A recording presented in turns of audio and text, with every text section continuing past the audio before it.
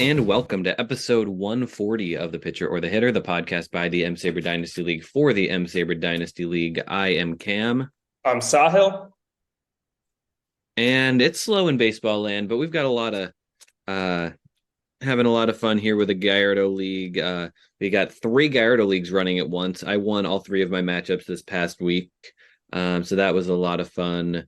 I feel like Gallardo football is getting a lot of interest. So that's definitely exciting. But baseball, we got a little bit to talk about too. There was a trade this week, and we have the roster cut down coming up just at the end of this week. Yeah, one more thing on Gallardo. Me and Ruthvik 4-0 in hockey. How about that? How about that? Yeah, you're Ruthvik is 0-4 in Dynasty hockey, but 4-0 in Gallardo hockey.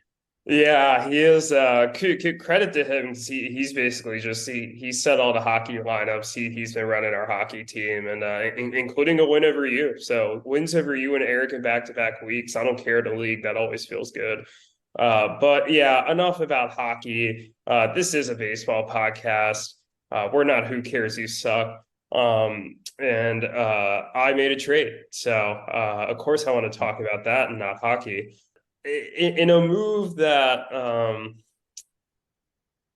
it took me a little while to get this one going, but I'm glad I did, and it's not even in a spreadsheet yet. But I traded Tanner Scott and Mark Vientos to Daniel and Matt for Bo Naylor and 2 second-round picks. So it was your 2025 second, yours meaning Cam's, and then my 2026 second-round pick. Thank you for clarifying who yours meant. Well, the Not that you meant me and not the listener. Yeah, the listener might hear your and be like, "Whoa, are they like referring to me?" You know, like, I don't know. Yeah, we trade your pick. Yes, you, the listener, your pick has been traded. Yes. Oh God. All right. Well, why don't you, Cam, give your thoughts first? Yeah, so basically I think you spent the previous 2 weeks saying you were desperate to make a trade, and then you made a trade that was kind of underwhelming, but felt a little bit like, yeah, you made a trade just to make a trade.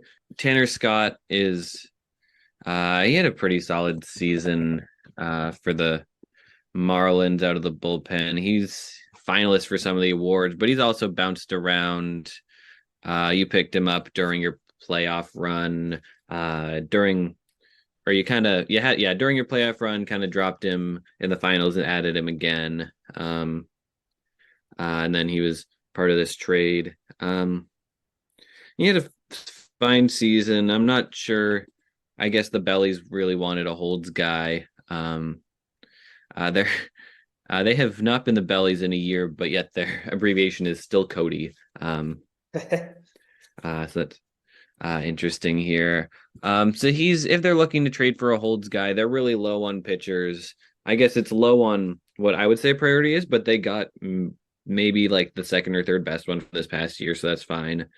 Yeah, and they got a pick. And then Bo Naylor is a guy, I guess. They had 3 catchers on their active roster. Now they're down to 2. I think I'd rather have Bo Naylor than Logan O'Hoppe.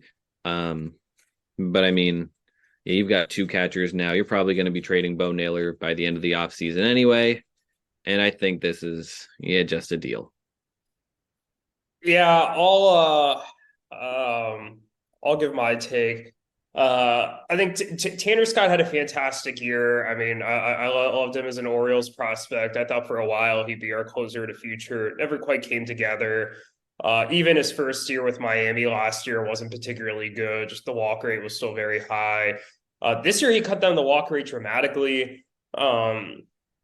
But it led to a bunch of success. And I think he's probably going to be the closer there next year. I don't think they're going to sign anybody really to maybe someone to compete with him, but I don't think like Josh Hader's coming to Miami, for example.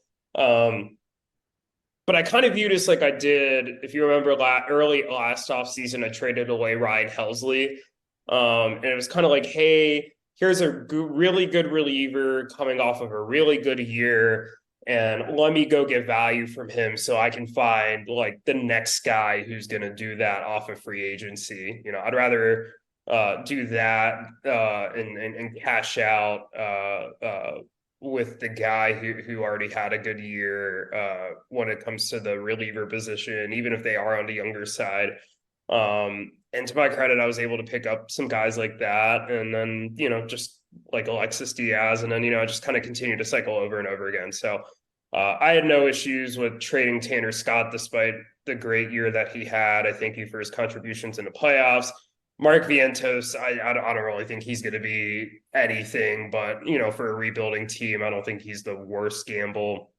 In terms of my return, I really like the second round picks. Gives me a little bit of flexibility. You know what I'm able to do with second round picks. So I like that aspect of it, although I was holding out for a little better pick package than the one I did get.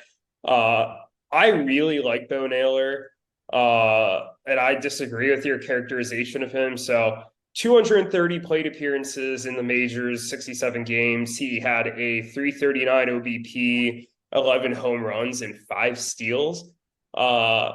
It's good for a 124 WRC plus. He had a 13% walk rate, so he's a good batting guy. He hit the cover off of the ball starting about mid-August through the rest of the season. He had a 186 WRC plus in September and October with a 19.4% walk rate to a 13.9% K rate. So that number is fantastic. I think he can provide a pretty solid OBP while being about a 20 home run hitter. And I think that he's shown some speed in the minors. I think he can chip in about 5 to 8 steals. Like, I think, especially the catcher position, I think he's a very solid player. He's only 23. And that Cleveland lineup is not amazing. So I think he's going to hit relatively high in that lineup. Like, I think he'll hit somewhere in the middle of that lineup. So the only thing I don't like about Bo Naylor is that he's a catcher. And I already have Adley Rutschman. So I think you're right. Like, he probably makes him more of a trade chip for me. But I also see a world in which I keep him because I think the bat plays. And as this year has shown, keeping 2 catchers worked pretty well for a lot of teams when they had 2 catchers that hit well. And at the end of the day, I'm going to enter the season with, the best talent on my roster. I'll make it fit afterwards, but I've always said, let's get the talent in there and then kind of figure out the fit afterwards. So I'm happy to have Naylor. Maybe he's not on my roster by the time the season starts, but if he is, he was a player I specifically targeted from their team and wanted to get on my roster. That's interesting. This really has been a year of 2 catchers. A lot of top teams have double catchered it. I double catchered it down the stretch. Although I felt weird about it the entire time. I just couldn't. There just wasn't a bat on free agency that was better than Cal Raleigh, so I held on to Cal Raleigh. And yeah, Andrew double catchered it too to great success. It's tough because you're gonna have Bo Naylor is gonna have to be in your util slot every day, which means you're kind of using your util slot on him. I don't know. It feels like you're probably just gonna trade him, but I've also seen you many times kind of acquire a guy in the off season that you become really attached to, and he becomes your guy, and then he's just kind of gone in May. Miles Straw, the most notable example of this. So there's a good chance Bo Naylor is just your next Miles Straw if he's not just some guy that you trade pretty soon anyway. Yeah, or he could be TJ Friedel or Kyle Bradish. I kept those guys, and I know they were a little on and off my roster at different points, but those are guys I consistently return to the well on and really deliver for me. So who knows? But No, it'll be interesting to see what I do with Naylor. And speaking of it being interesting to see what people will do with players, we are going to be previewing the roster cut down. It's that time of year again. The rosters on this Friday the 10th, the rosters are being cut down to 30 players, zero IL guys on the roster. And One yeah, it was put. off-season IL though.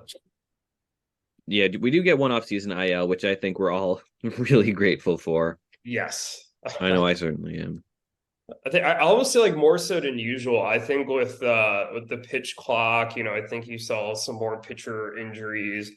And I feel like it feels like everybody this year has like a TJ guy they want to stash, where I feel like a lot of years it's, maybe like half the teams or something. But yeah, I think we're all kind of happy about it.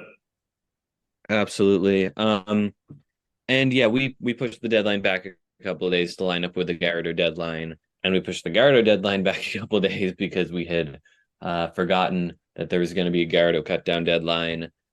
But yeah, this is happening very soon, and we're gonna kind of preview it, discuss the names that have been cut already, see who could be cut the remainder of this season, or the remainder of this deadline.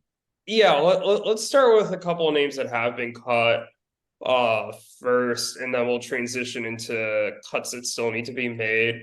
I think Ruthvik made a trio of notable pitcher cuts, in my opinion, cutting Aroldis Chapman, Nick Pivetta, and Michael Lorenzen. Let's start with Chapman.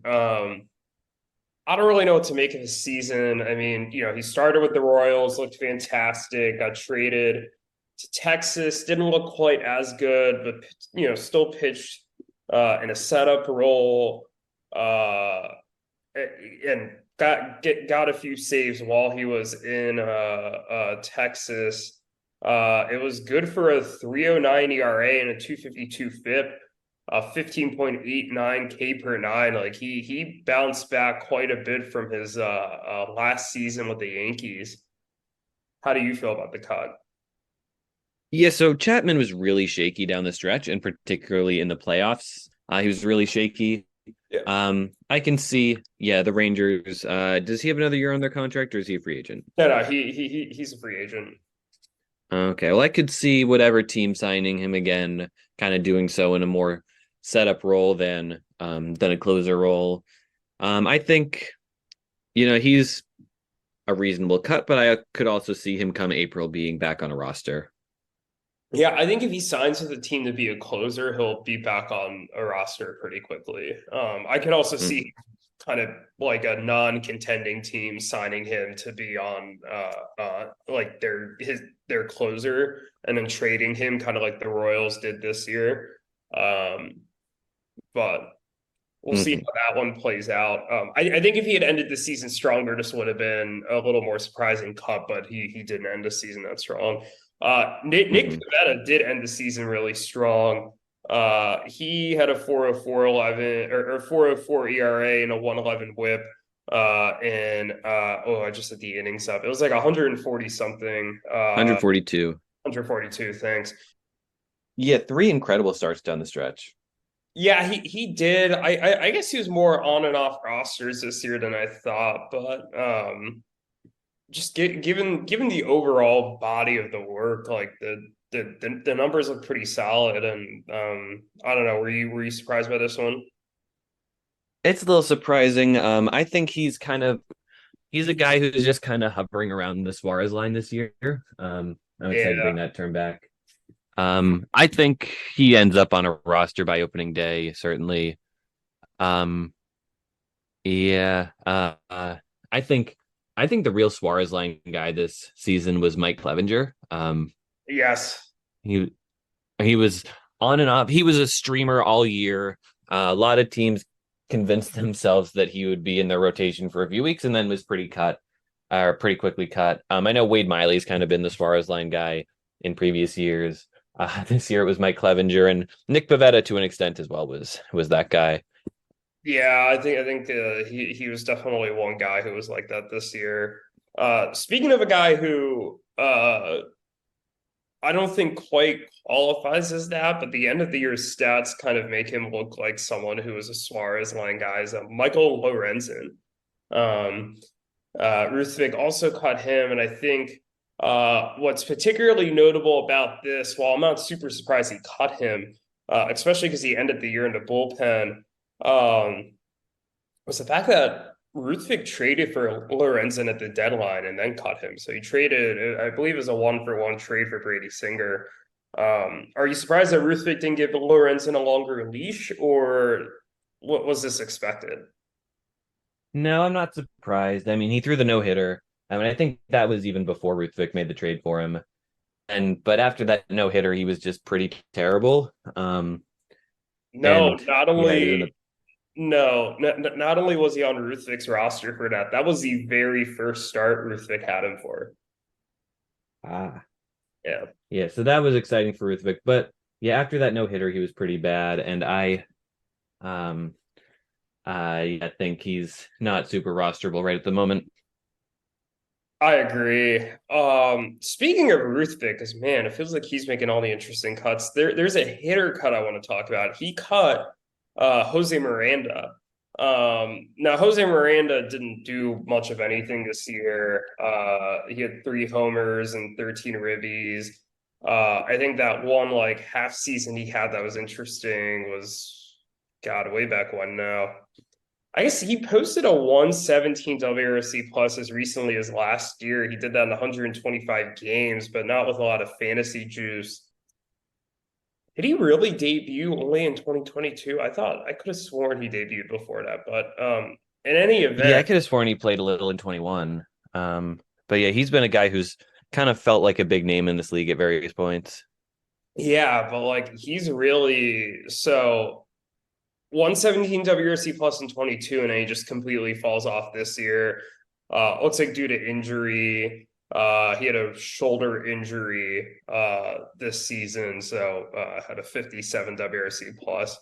Um, Personally, I think he could be an interesting kind of rebound candidate for one of the rebuilding teams. I know like Alex is looking for some more infielders, for example, or maybe like a Daniel and Matt or a Connor. I don't think he has super high upside, but I think he could be a decent piece. I just saw a comp on Fangraphs to Ty France, and I think that feels like a pretty fair comp. What say you? Yeah, I agree. I've never been like the biggest Jose Miranda fan, but I mean, it is true that yeah, he's at least the beginning of 2022, he had kind of running a high on base percentage, had a little bit of power. Yeah, this past year was rough. I could see a rebuilding team taking a chance on him. You're right. One name I want to bring up, not because and finally not someone on Earthfix team, but one name I want to bring up, not because I think there's really much upside, but just kind of the chart his fall here.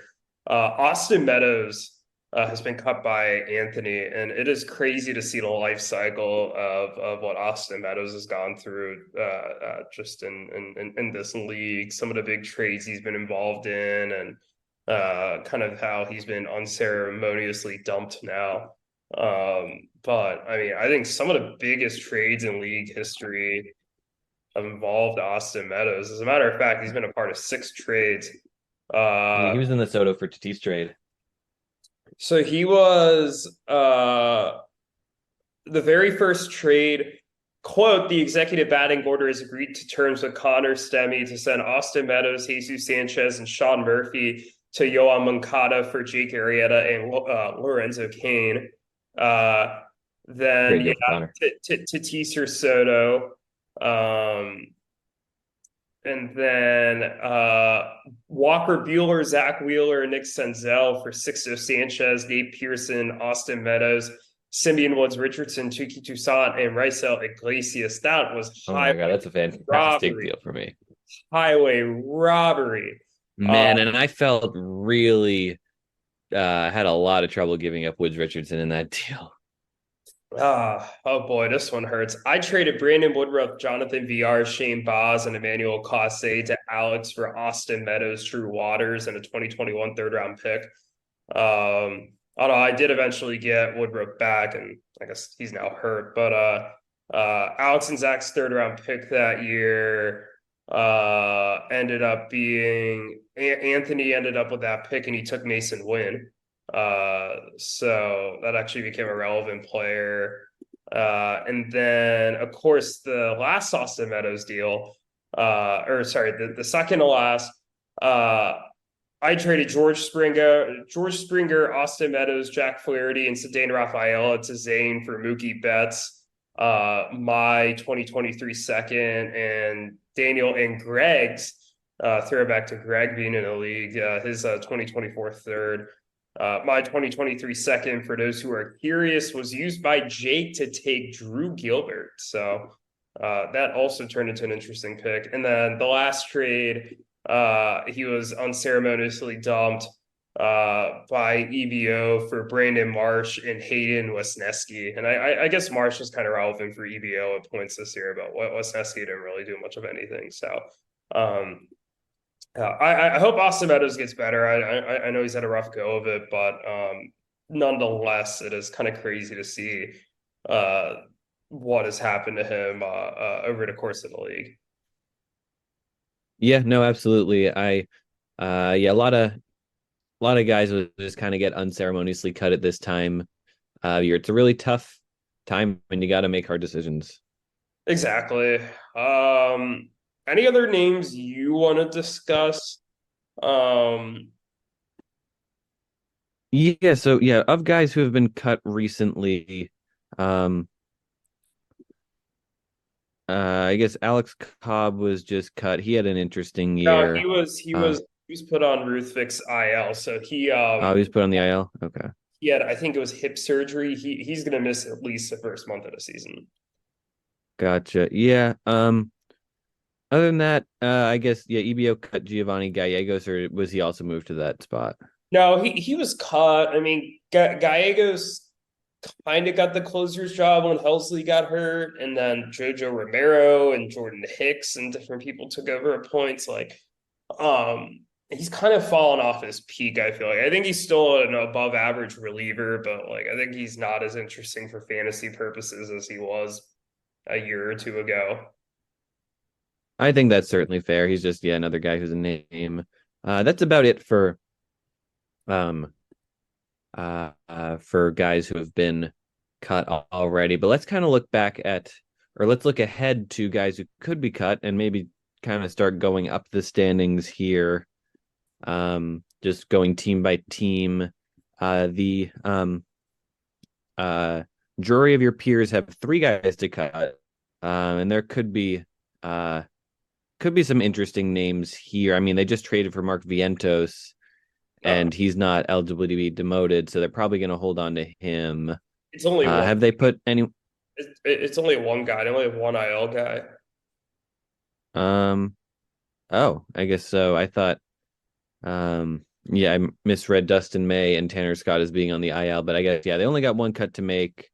In that case, they probably just cut like Justin Topa or something. That's not terribly hard.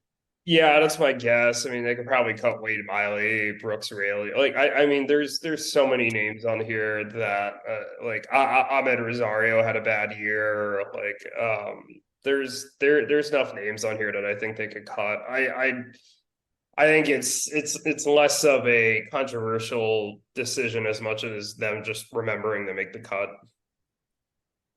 Yeah, pretty much. They could be definitely feasting when other people make some cuts in the next few days. I think so. Yeah. I mean, we mentioned Jose Miranda. I think they'd be a great fit for him. I'm sure there's other names that have been cut. I mean, maybe like a Jack Sawinski. I know he had a high strikeout rate, but he had a 26-13 home run to stolen base. I was going to say that as a ratio. It's not a ratio. He had 26 home runs and 13 stolen bases. said that weird, but you know, he could be an interesting guy, like, and like you said, like, some other interesting guys are going to get kind of a cut. So Yeah, speaking of, absolutely. Yeah. yeah, speaking of rosters from teams who didn't do so well last year, Connor has 7 cuts to make, uh, or really 6, because I think he can move Robbie Ray or Jeffrey Springs to his offseason IL. So he has 6 cuts he needs to make realistically. Um, I don't know about you, but I don't think he has a bunch of controversial cuts either. I think there's definitely some guys who he like streamed through the season that he just never cut that he can get rid of. Um, what do you think? Yeah, I think you're probably right. I mean, he can cut Joey Gallo. I know you kind of talked to him about this earlier, so he's got 6 cuts to make. Yeah. Gallo could be one. Yeah, Jake Bowers, John Birdie. The John Birdie kind of had a hot end of the season.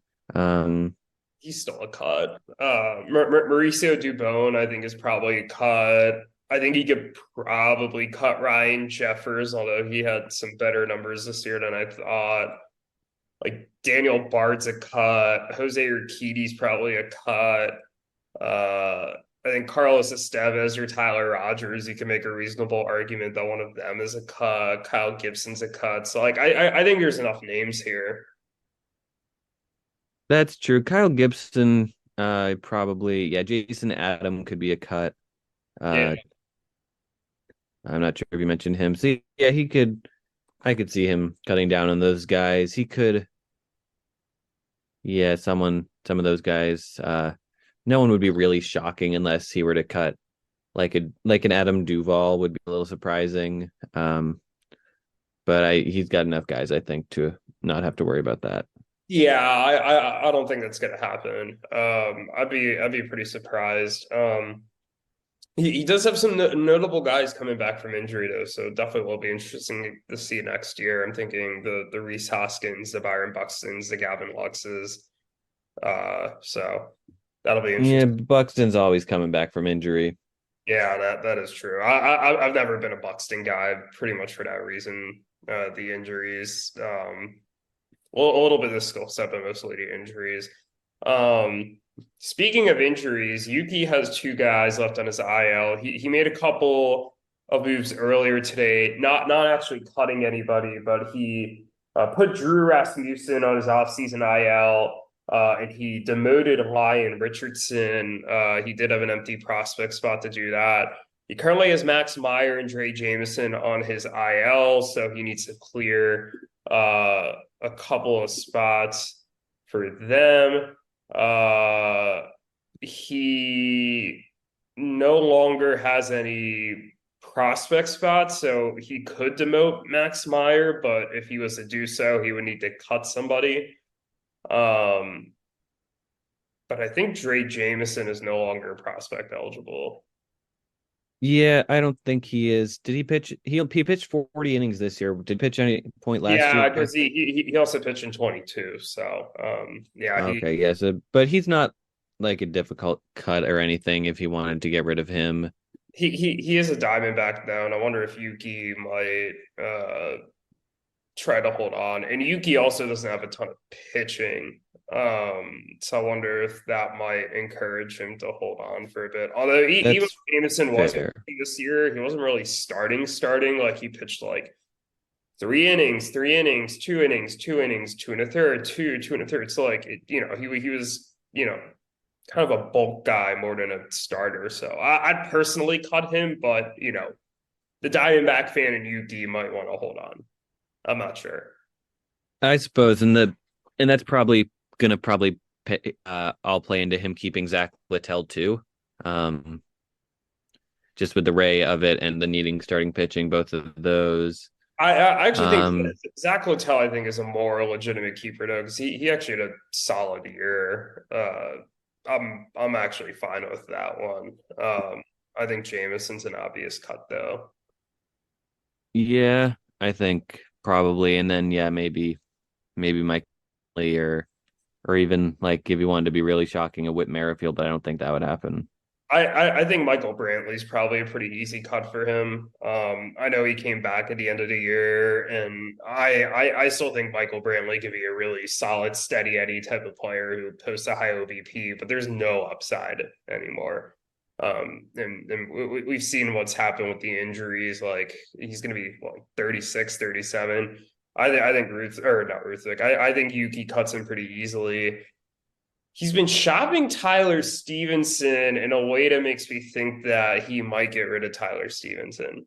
Like I don't know if I see a path to Tyler Stevenson being good. It's just I was listening to a podcast earlier this year, and I was like, one of the issues now with Tyler Stevenson was that like he's not going to catch every day or even close to it.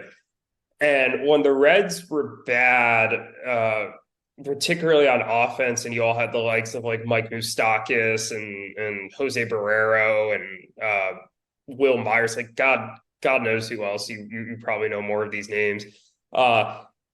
It was really easy for them to be like, hey, Tyler Stevenson, you're going to play first like 2 or 3 times a week, or you're going to DH 2 or 3 times a week. So they'd be able to get his bat in the lineup because he was one of their better bats at that time. And they had the roster space or the lineup space. Now they don't have that. Like they're basically conceded they can't bring Joey Votto back because like they don't have roster space. Or they said they can't dedicate the number of at bats to him that he deserves. So I don't think Tyler Stevenson really has much value in this league, especially with the catchers that Yuki has. Like I think he could be a cut. I agree. Yeah, with Yuki having two other catchers, I think Stevenson could certainly be rosterable as some teams as a borderline number one to number two starting catcher. That is, but I don't see him. Yeah, at least on Yuki's team, I think it makes a lot of sense to trade him. Bo Naylor or Tyler Stevenson next year. I would probably take Stevenson, but I'm biased. I would take Naylor, and I don't think it's particularly close because Naylor is going to play every day and perform better this year and less at bats.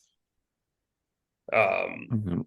But yeah, I mean, I think Yuki could also cut some of these relievers here, maybe. Although he is pretty big on the reliever strategy, but like a Joel Payamps maybe, or an Eric Swanson. I think he probably ends up keeping them, but I think Brantley and Dre Jameson are logical cuts. And if he wants to keep one of them, then he can cut a prospect after demoting Max Meyer. Yeah, easy enough. But moving on now to a team that has some more difficult decisions. Alex and Zach have they got four people to cut as well. Yeah, some of these guys, actually these don't look that hard. I guess the tricky part is they've got a lot of young guys, and there are maybe 5 or 6 guys that are in theory cut worthy.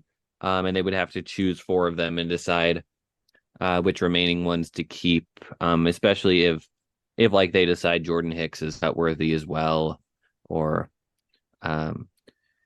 guys like that. But they're just chock full of young guys that are not that great but could be interesting, and they're kind of doing it right here. But they've got to decide. It's kind of the opposite problem of a lot of teams, whereas they've got a lot of cut-worthy guys. They gotta just figure out which ones are keepers. I think Luis Patino's an easy cut. Yeah, Luis Patino was your Bo Naylor one off season. Yeah. God, that might actually be the best Bo Naylor combo I've heard. That's a trip down memory lane. So they do have a couple players who could be demoted. And Shane Baz and Hunter Goodman. The question, Yeah, I believe Everson Pereira can be demoted. Yeah, and Austin Shenton. So in theory, they don't have to cut anybody from their major league roster. The question is are there names they want to cut from their prospect list? Unlike some other teams, I'm not necessarily convinced that's the case. And I think they might just want to make cuts just straight from the major league roster. I think Yeah, that especially they've got 2 first rounders next year, so they're gonna have to cut, or they're gonna have to cut some prospects anyway. exactly. I think Nick Prado's a cut. I don't think he's good. I think he got more PT this year because Vinny P went down. But I think with Vinny P back next year, I question where the playing time is going to come from. Um, I mean, Jonathan Aranda like is a decent hitter, but like, where the hell is he going to play in the field? I was just listening to a podcast about him literally a couple hours ago, and they're like, he's a 30 grade fielding on Fangraphs, and they're like, that was one of the worst they saw. But Michael Bush has a worse. Do you want to guess where Michael Bush is on the 20 to 80 scale fielding? 25. He's a 20. God, they gotta be more. I like when teams give guys 20, or when Fangraphs gives guys either a 20 or an 80, because there's got to be more 20s some at some tool out there, and more 80s. Uh I don't know. I think, yeah, statistically there's got to be more of those than there are. But anyway, Yeah, and then I think one other name I'll highlight is Jordan Hicks. Like, I think Jordan Hicks could sign somewhere to close and be interesting in that regard. If he signs somewhere as a setup guy, I don't think he's really worth keeping. I think he's probably worth keeping just to see if he signs somewhere as a closer, but um, because I then I think he has some trade value, but I think they they really have their work cut out for him here. I don't think there's obvious decisions. I think there's a couple obvious decisions, but then it gets tougher from there. I agree. Yeah, they definitely have their work cut out for them this offseason, trying to figure out what their team's even going to look like this coming year. I still like the direction that they're going in, but I think that they're kind of in that stage where it's, hey, we're throwing a bunch of somewhat interesting to really interesting young pieces against the wall and just kind of seeing what sticks. Um, and when you're in season with the IL spots, it's a lot easier to do that than when you actually have to cut down in the off season and kind of like finally make some decisions about some of these players and not just be like, oh, I'm just going to keep them, just kind of hanging around randomly. So Yeah, what team do you want to talk about next? We don't have too many left. yeah, let's do EBO. I'm just going up the standings here. EBO has 4 cuts they need to make. Um, have they moved anybody to their long-term IL yet? I don't It think. doesn't appear that they have. Okay, so they could move.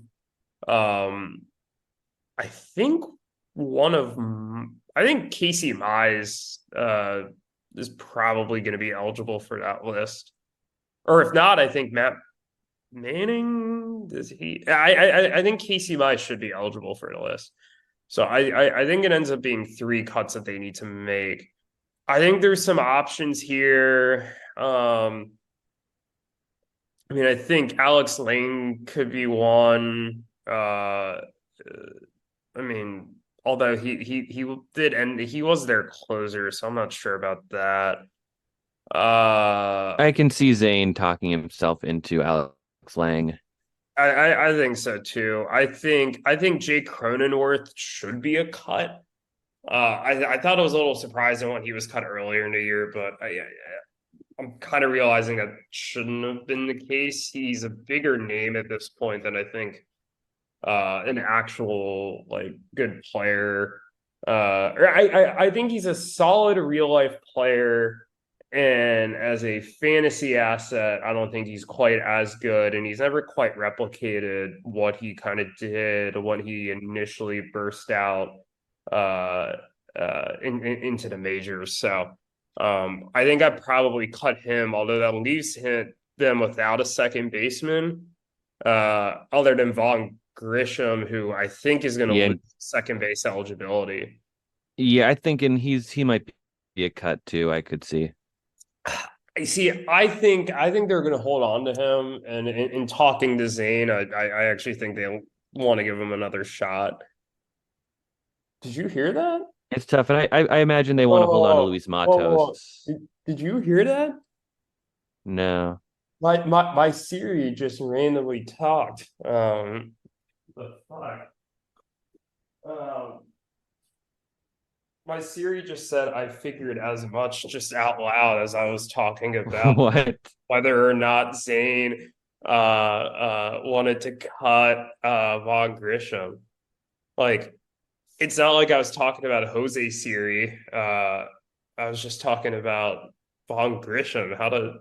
That was bizarre. That was the scariest thing. I thought for a second somebody else was in my apartment. I was like, what the fuck is going on? Okay, What did it think you said? I don't know. What the fuck? God, that was spooky. Okay. Whew. All right, I think Jake Berger could be a cut. I know he hit 34 home runs, but the OBP was low. I'm not entirely sure the hot second half that he had, which inflated the OBP quite a bit, is legit or not. Maybe Heimer Candelario is a cut, although he did have a really good year. I'm not sure I trust it. Yeah, I think he's super underrated. I think so too. I don't think they actually end up cutting him, but um uh MJ Melendez, I think, is a pretty easy cut for them. They just picked him up off of free agency.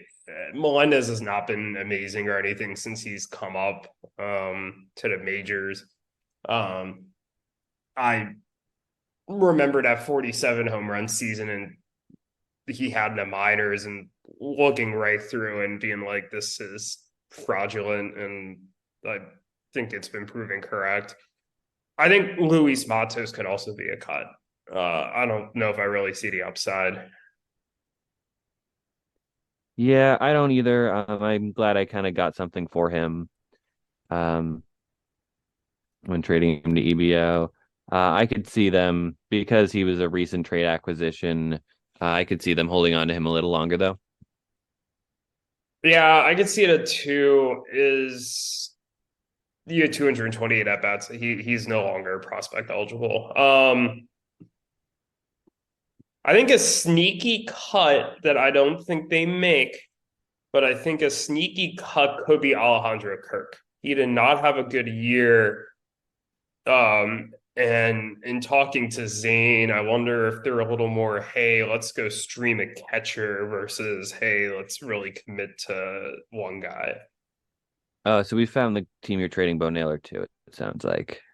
No, no, no, no. I can tell you for a fact it's not going to be Zane. Interesting. I have a plan for Bo Naylor. Don't worry. Interesting. I suppose we'll see. But looking at other teams, uh, Anthony's all set. Andrew is all set. Ruthvik is all set, and Jake is all set. Does that mean it's just you and me left? I believe it is just you and me left. Oh no, Eric. Oh, of course. Yeah, let's do Eric We first. talked about Eric so much off air that Yeah, that I thought we had talked about him on air. yeah. You and I basically had this whole conversation off air, but we're gonna do it again. Eric needs to make 7 cuts. He already moved Jacob deGrom to his offseason IL. I think there's some pretty easy cuts here. I can't talk tonight. I think Nelson Velasquez. Do you know he had 17 home runs and 162 at bats? I do because I feel like 14 of them were against the Reds. Fucking wild. What the fuck? I still think he's a cut. Um, as is Brent Rooker, as is Will Benson, who Eric just recently picked up. As is Alberto Mondesi, and then I'll let you say your piece about Mondesi. He sucks. He's always sucked. Yeah, he can demote Jason Dominguez, who's going to miss the first part of the season. So Eric has no reason to really stash him on the major league roster. And then he's rostering like a group of pitchers here, kind of at the bottom of his rotation. I think a couple of which he'll end up cutting. I think Chase Silseth, he might just keep because there's a little bit of upside compared to somebody like James Paxton, who was cut earlier in the offseason, but Eric picked back up, or Kyle Hendricks, who I love him, but I don't know how sustainable what he did this year. Again, a 3.88 ERA and a 121 whip was, or maybe Edward Cabrera, uh, who I still don't think is a starter long term. I think he probably keeps Michael Wacha after the season that he had, but I don't think Michael Wacha is. Uh, I I think he's going to regress a bit, but yeah. What say you? Yeah, I think first and foremost, I wouldn't be so quick to say that Eric's going to cut Will Benson just because he had a fantastic year. Granted, he's not playing every day. Um, but I could see him being the type of guy Eric kind of keeps on his bench because when he's playing, he's fantastic. He stole 19 bases with um 11 homers in only 287 plate appearances, 365 on base. I If Eric kind of runs a longer bench this season, then he's a great guy to have on the bench. Um, but yeah, I think like Kyle Hendricks isn't a difficult cut. James Paxton is not a difficult cut. Although you're right, he is a little shorter on starting pitchers than B. Um, I don't know. Kind of hard to say, but he had a lot of decisions to make at the very least. Yeah, I think that's fair.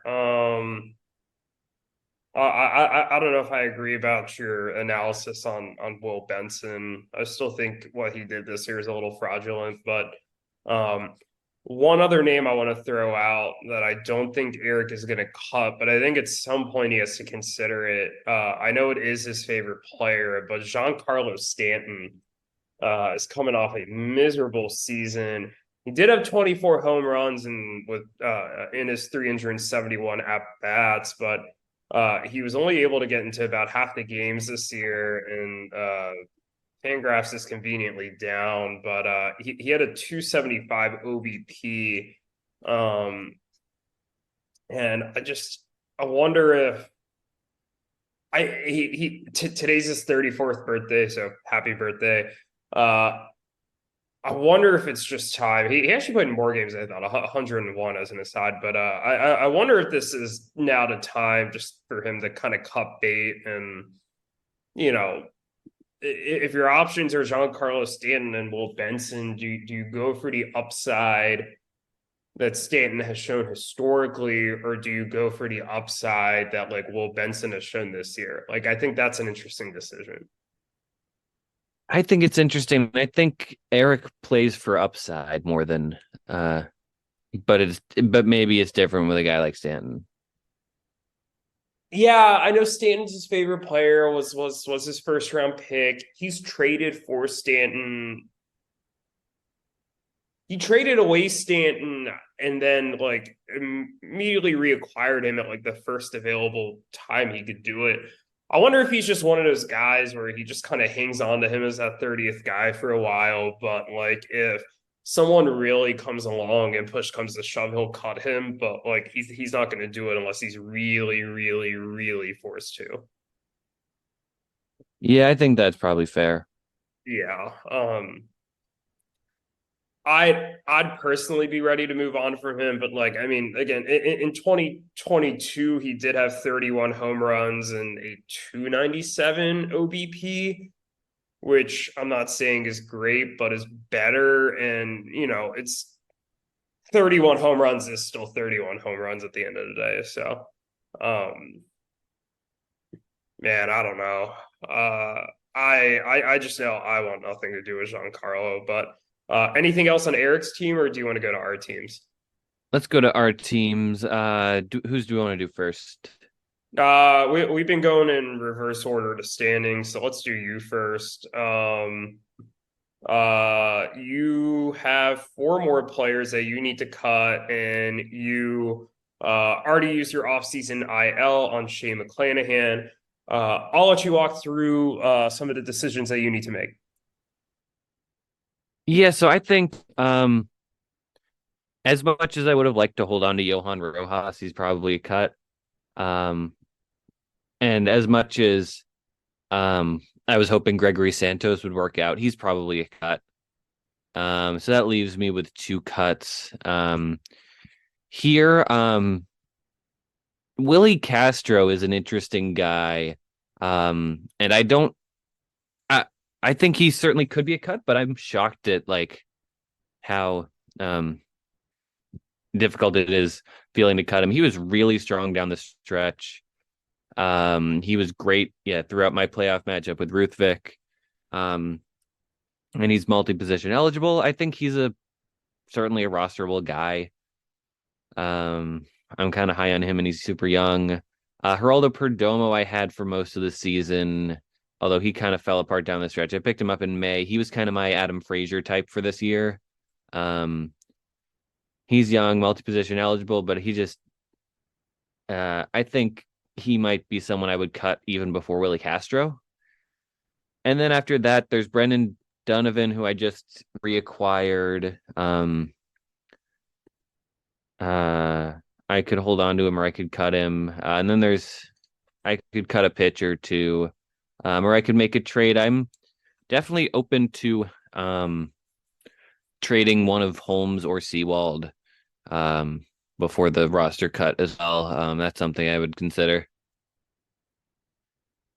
Yeah, no, I mean, I think that's a fair analysis. I think it's interesting to me that you would rather cut Perdomo over Castro potentially, because I personally think the opposite. But I'm also not a Willie Castro guy, which you are. Um, uh, Gregory Santos is an interesting cut to me because while I do think that is a correct decision, I do think there's a realistic chance he is the closer for the White Sox next year.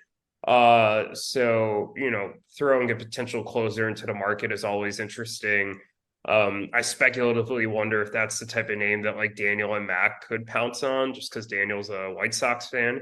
And honestly, same with some of these other young guys that you're cutting. I mean, I think the way I described it to you off air is that like when you are a win now team, there are a lot of these interesting young guys that come up that sometimes you have to trade, even though maybe you'd like to see them out. And like, I think like a good chunk of the time they don't turn out to be anything, or they turn out to be like decent pieces, but not amazing pieces. And you're like, yeah, whatever. Like maybe they would have been a CI or a util guy for me, but like whatever.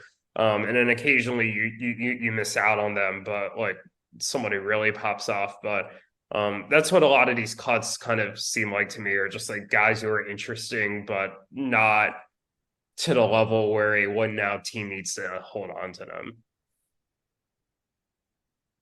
Yeah, that makes sense. Yeah. But all right, ready to talk about your team? Yeah. So I have three cuts to make. I still haven't used my off-season IL spot. I'll use that on one of Brandon Woodruff or Felix Bautista, with the other one staying on my roster. Orion Kirkering is probably just gonna be demoted to my farm system. So I need to figure out a prospect to cut there. I think Chris Paddock and Kenta Maeda might be guys who are more streamers than guys who actually need to be on a roster. I mean, both of them are kind of on and off rosters this year.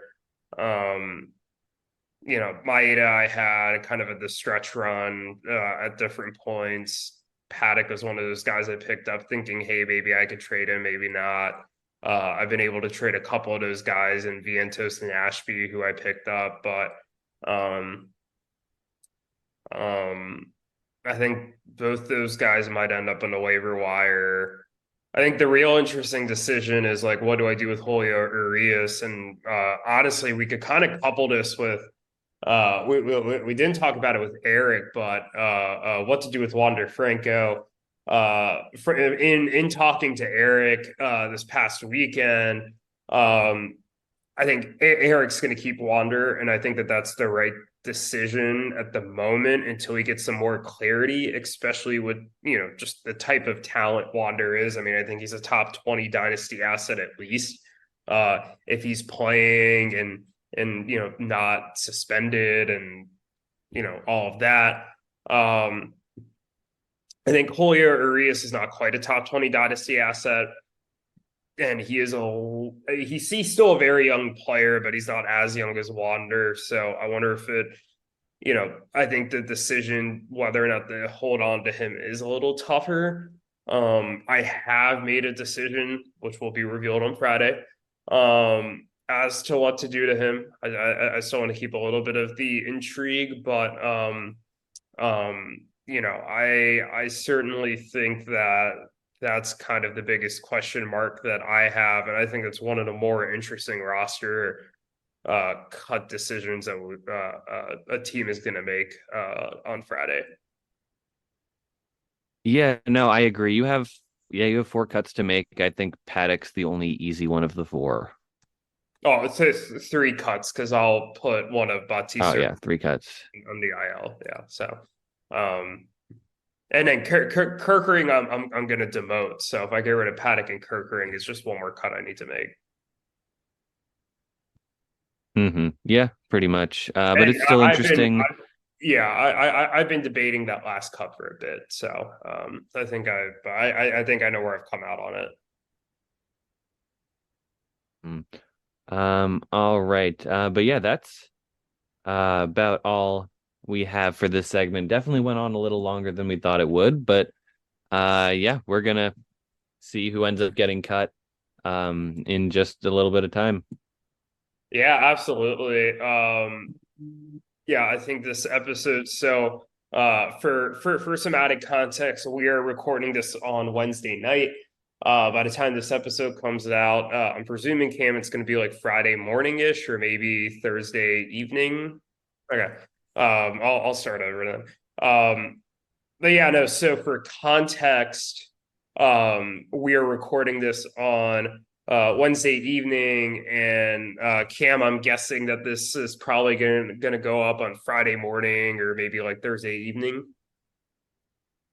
Yeah, I would say so.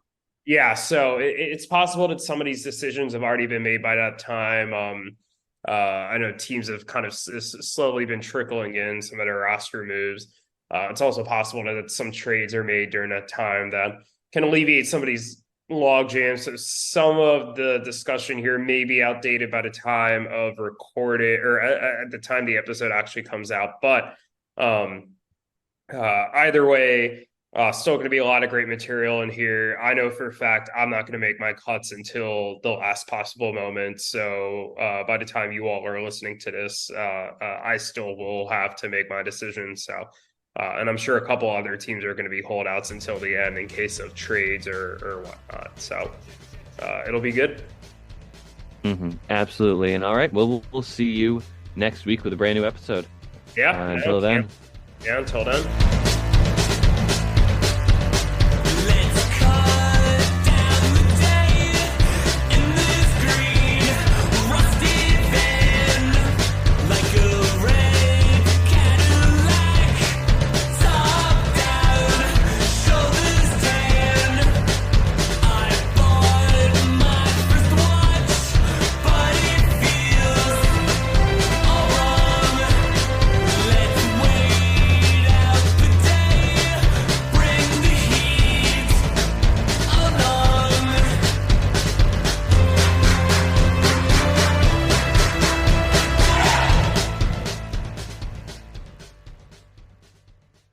This podcast is good.